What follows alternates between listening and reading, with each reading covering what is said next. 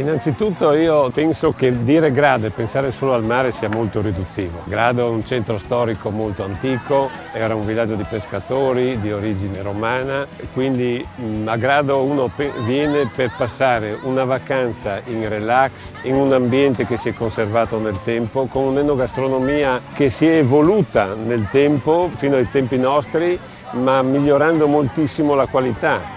La cultura culinaria di Grado, con i meravigliosi vini del Collio e altre specialità enogastronomiche, formano un pacchetto veramente completo di un modo di vita più rilassato, più qualificato che oggi la gente sta cercando. Clientela che gusta Grado in modo più tranquillo, più lento, più rilassato. Per le famiglie abbiamo dell'animazione, abbiamo la spiaggia chiusa, quindi anche chi ha dei bambini ha delle agevolazioni, oltre ad avere un'animazione.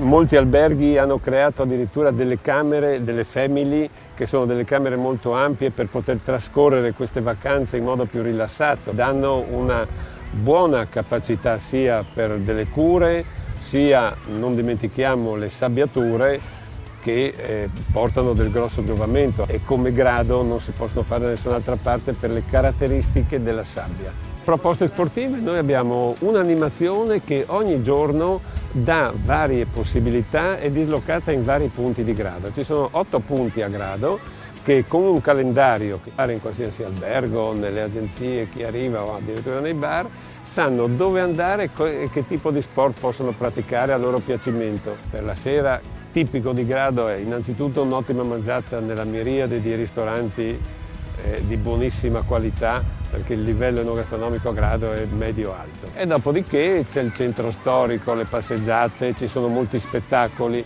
ci sono delle cene sulla diga, degli spettacoli sulla diga che hanno un'ubicazione splendida di fronte al mare, benessere, enogastronomia, tranquillità. Ma come vede io ho dato per scontato che il mare dovesse essere pulito, che la spiaggia deve essere ordinata. Questo a Grado si dà per scontato. Venire a Grado perché ci si può veramente ricaricare e ritornare ad affrontare il resto dell'anno con le energie al 100%.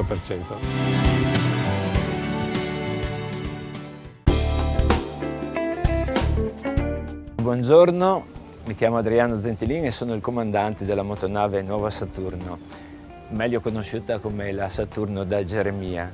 La nostra famiglia fa turismo dal 1969, un pioniere, lo zio, ha iniziato quando all'epoca non c'era internet, non c'erano i cellulari.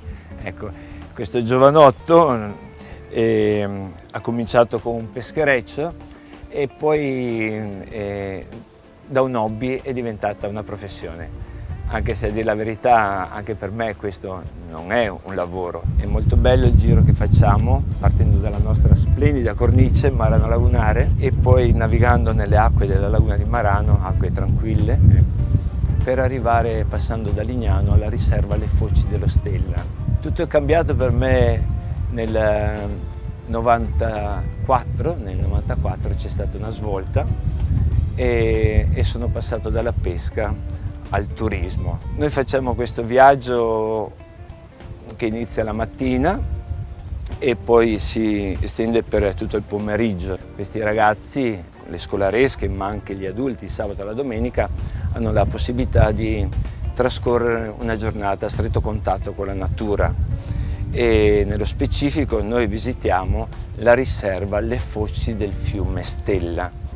Allora partiamo dal 1976, era il 25 di giugno, questo oasi comprendeva circa 800 ettari fra la laguna di Marano e le foci del fiume Stella.